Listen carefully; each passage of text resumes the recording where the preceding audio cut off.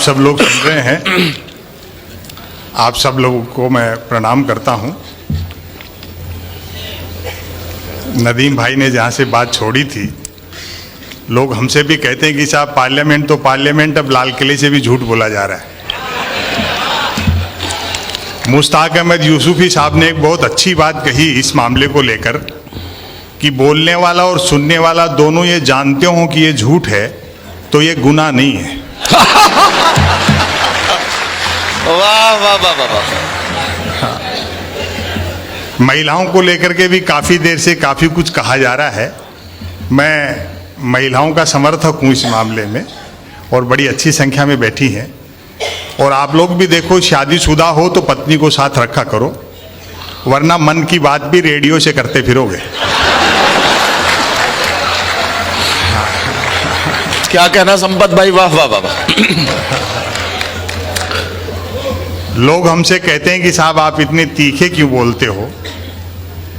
System से सवाल करना शायर की, कवि की, रचनाकार की जिम्मेदारी है। सच्ची बात है। 4 साल 4.5 साल से कैसेट बज रहा है, डीजल पेट्रोल हमारे हाथ में नहीं है, रुपया अंतर्राष्ट्रीय कारणों से गिर गया, महंगाई भ्रष्टाचार के लिए कांग्रेस जिम्मेदार है, बाकी सारी समस्याएं नेहरू छोड़ गए, फिर भी कोई दिक्कत हो तो पाकिस्तान चले जाओ।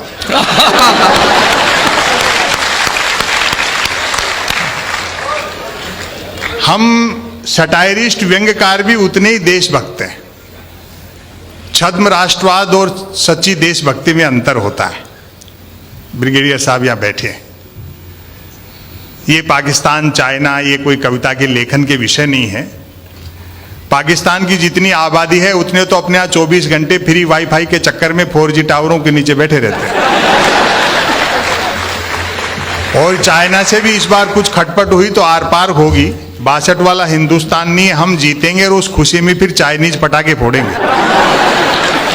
अच्छा, मूल जो मुद्दे हैं उनकी तरफ ध्यान जाना चाहिए जी। हम भी उतने देशभक्त हैं, और ये तो अच्छी बात है। पिछले 5 साल में इतना काम हुआ है, सुनते हैं कि भारत फिर से विश्व गुरु होने में है, लगभग आउटर पर खड़ा है।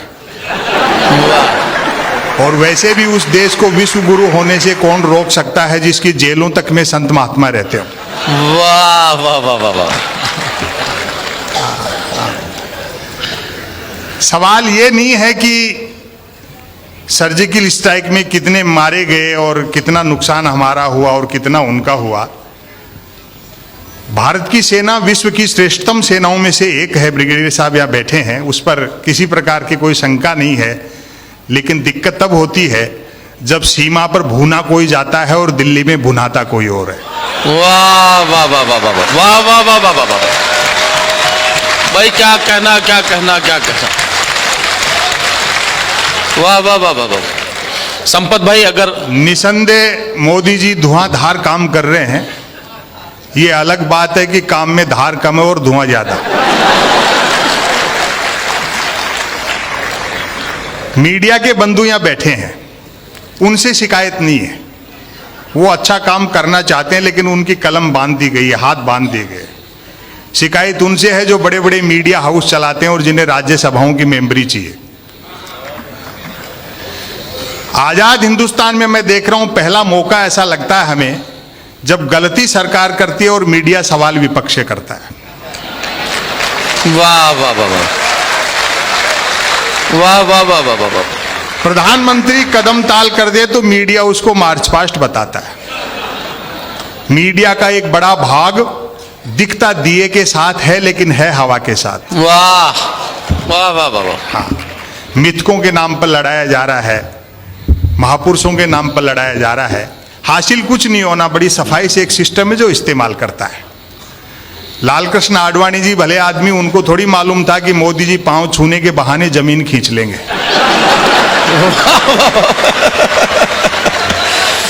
मैं क्या कहना संपत भाई, वाह वाह वाह वाह। महापुरुषों के नाम पर, मिथकों के नाम पे लड़ाया जाता है। अभी तो बीजेपी के एक बड़े नेता ने कह दिया कि बापू का आजादी के आंदोलन में कोई योगदान नहीं रहा। हमने उनका बुरा नहीं माना कि भाई हो सकता है खुद के बापू के लिए कह रहे हो।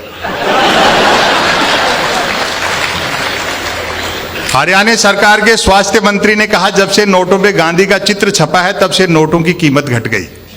यही भारतीय प्रजातंत्र की खूबसूरती है कि शारीरिक और मानसिक रूप से बीमार आदमी भी स्वास्थ्य मंत्री बनाया जा सकता है। क्या कहना संपत भाई, वाह वाह। इनकी हरकतों पर गांधी भी हंस रहे होंगे स्वर्ग में बैठे। आपको ध्यान होगा 30 जनवरी को एक दुर्घटनाक्रम हुआ बापू की पुण्यतिथि के दिन। कुछ सिरफिरे और भ्रमित लोगों ने एक पुतला बनाया, गोली मारी, सांकेतिक खून निकला और खुशी में मिठाई बांटी गई। उन मूर्खों को यह तक पता नहीं होगा कि पुतले को गोली मारकर जो सांकेतिक खून निकाला और उस खुशी में जो मिठाई बांटी, वो मिठाई खरीदने के लिए जो नोट खर्च हुए उन पे तो गांधी छपे हुए थे।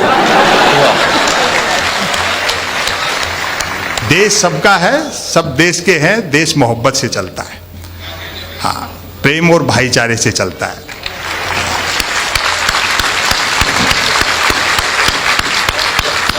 अखबार आप पढ़ते हैं, खबर देखें, उसका शीर्षक पढ़कर के ही सटायर पैदा होता है।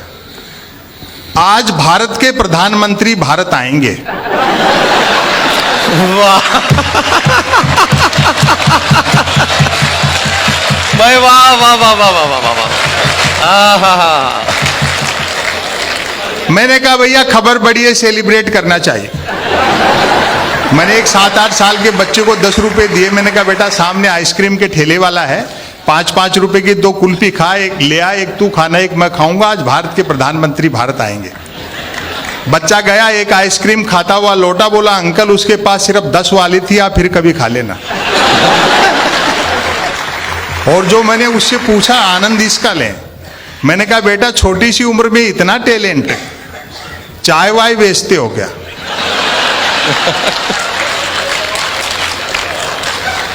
बोलो नहीं अंकल मैं तो पढ़ता हूं। आप जानते ना अनपढ़ के लिए पॉलिटिक्स के अलावा कहीं स्कोप नहीं है। अरे वाह वाह वाह वाह। मैंने क्यों, साधु बाबा बन सकते हो, डेरा आश्रम खोल सकते हो, कथा प्रवचन कर सकते हो। बोले अंकल वो तो और मुश्किल है। साधु बाबा बनने, डेरा आश्रम खोलने, कथा प्रवचन करने के लिए सिर्फ अनपढ़ होना ही काफी नहीं है, अज्ञानी होना भी जरूरी है। दुनिया के किसी देश में ऐसा उदाहरण नहीं मिला होगा जब वहां के प्रधानमंत्री या राष्ट्रपति की डिग्रियां प्रेस कॉन्फ्रेंस करके दिखाई गई होंगी। हालांकि मैं इससे सहमत नहीं हूं। भाई डिग्री पे क्या सवाल उठाना, जब सैटेलाइट लॉन्च होकर के अपनी कक्षा में स्थापित हो गया, धरती के चक्कर काट रहा है, फिर क्यों डिजाइन पे बहस कर रहे हो? हालांकि प्रेस कॉन्फ्रेंस करके डिग्रियां दिखाई, तब जाकर विरोधियों के मुंह बंद हुए कि हमारे प्रधानमंत्री ने न सिर्फ एमए कर रखा बल्कि बीए भी कर रखा।